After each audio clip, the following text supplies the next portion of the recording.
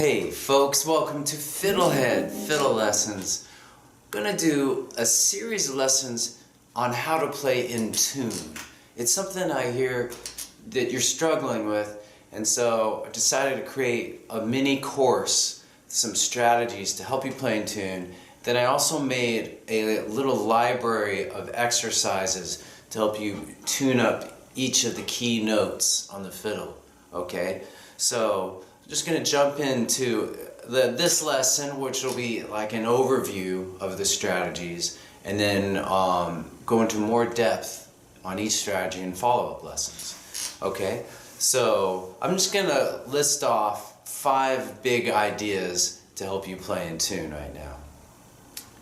Tuning notes with drones, call and response loops, interval practice, audiation, listening for resonance. So let's get started with tuning notes with drones. So in case you're new to FiddleHed, a drone is just a reference tone that you play, and you along with a recording that you play along with. So here's an E drone. I would use an E drone to tune D1. So I use drones a lot in lessons for playing scales and tunes and so forth, but there's a very particular strategy for tuning notes, and what that is for each note that you need to work on, you play a specific drone. So for D1, which is E, I would play an E drone. And I could start by listening to it, and then play the note, and see how well it matches. Maybe I need to do some adjusting with my left hand. Alright? So this is the essential practice for tuning notes with drones. You start with a single note, then you could work your way up to doing 2 notes, which are intervals, like 1 twice to open. And we would still use the same drone because our focus note is E or D1, so I'd still use the E drone. And then I could do a more involved exercise, like a 4-note exercise, but still keeping the focus on D1.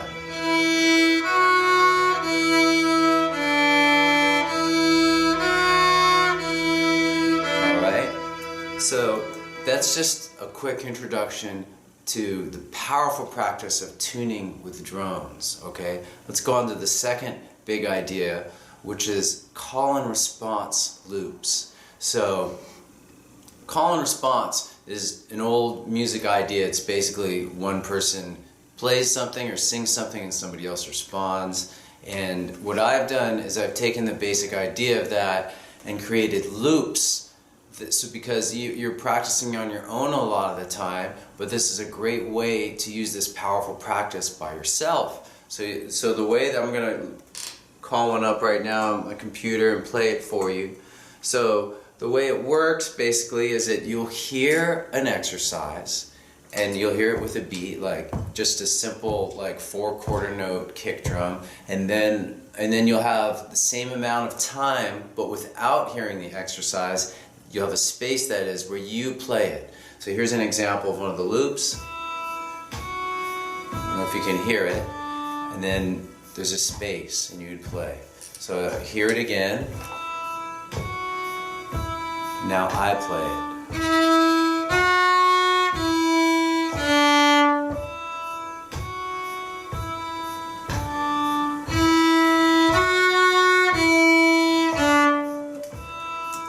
So again, I have a whole library of these, and there's specific ones for each note, so that you would need on each string. So it's an amazing way, if you have the patience to work with the exercise, an amazing way to improve your tuning. And there's a lot of different strategies for using these call and response loops, which I'll go into in an in-depth lesson. So let's move on. The next big idea for tuning your fiddle, not tuning it up but playing in tune, is interval practice. So intervals are just 2 notes that you play, but you learn the sound of the relationship between the two notes. So an interval is just a distance between two notes. Here's a small interval, a whole step from open D to D1, but a wider interval would be from open D to D3. So if you practice a lot of these key intervals, then what will happen is you'll start to just automatically recognize when they're in tune. There it is. Alright. Tunes, the fiddle tunes and songs that you play are just a series of intervals. And oftentimes there's one interval, let's say there's a difficult part for you. You can find one interval that's maybe the really hard thing, get that, and then it opens up that really difficult thing. And if you get that difficult part, oftentimes the whole tune opens up. So these are really important, and you can practice them just on their own, or you can practice difficult intervals you encounter in tunes, all right? And so I've been working hard to introduce the idea of interval exercises as warm-ups. And so all the tune lessons now on FiddleHed at FiddleHed.com have as warm-ups the different key intervals from those tunes. And so that helps you play in tune and just so many other good things. Alright, so let's keep moving. The next big idea for tuning, playing in tune, is something called audiation. Audiation is just hearing music in your head. So this happens to almost everybody. You're walking down the street, you hear a little bit of a song.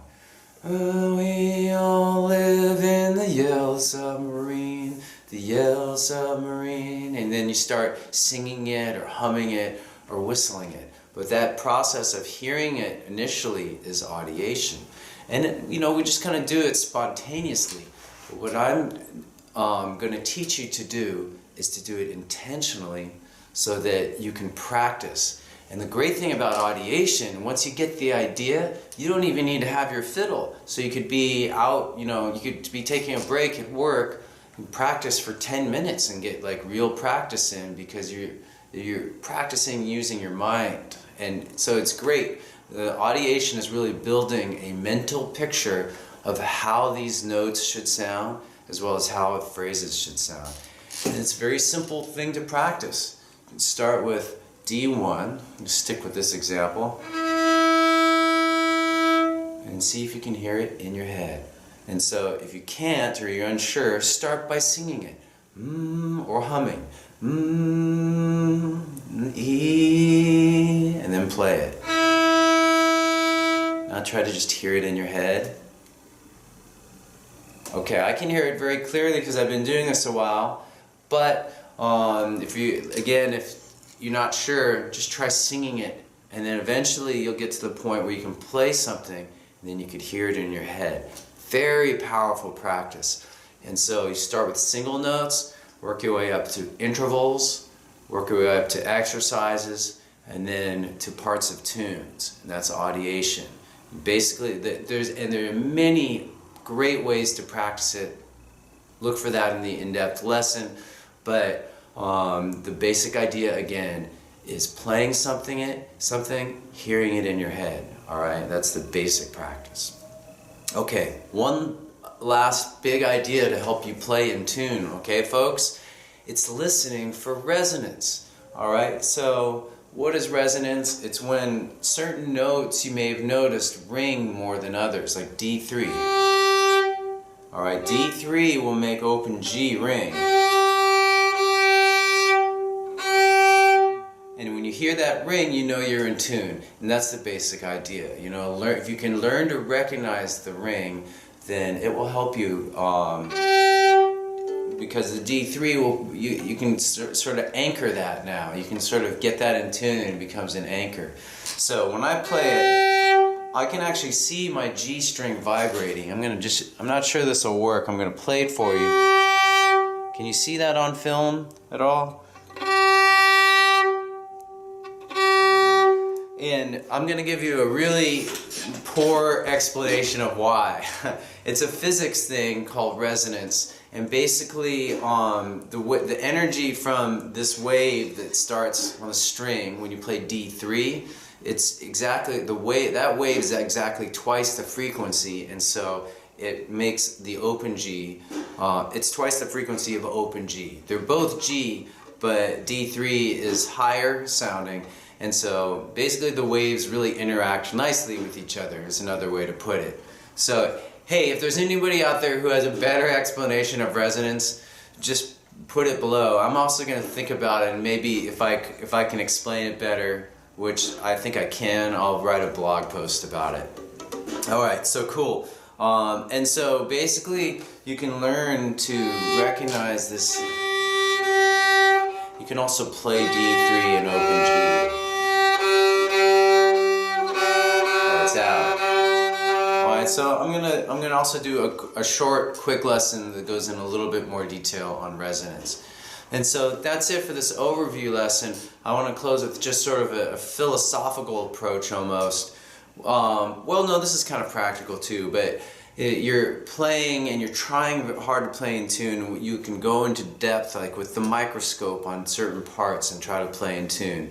I call this micro practice, and it's a useful thing. You gotta work on all the individual parts of a tune. However, there's a certain point when we want to pull back and just play through something, just get the general big picture, and that's macro practice. And you don't want to constantly stop during this phase of practice to check your tuning. You just want to go, all right? And it'll help develop your confidence, and you might magically play things better if you get out of the analysis mode a little bit. So I just want to encourage you to practice that way, as well as the very detail-oriented micro practice when approaching playing in tune. Okay, so I really appreciate your watching this. Thank you all for writing in your questions, your comments, because it's helping to direct FiddleHed. By your participation, you're actually helping to make FiddleHed better. So I thank you for that, and stay tuned for more lessons on tuning. So long. Go to FiddleHed.com for a progressive, step-by-step course outline, color-coded tabs, play-along tracks, sheet music, and much more. Thanks for watching the video. Excellent! And don't forget to subscribe. Thanks.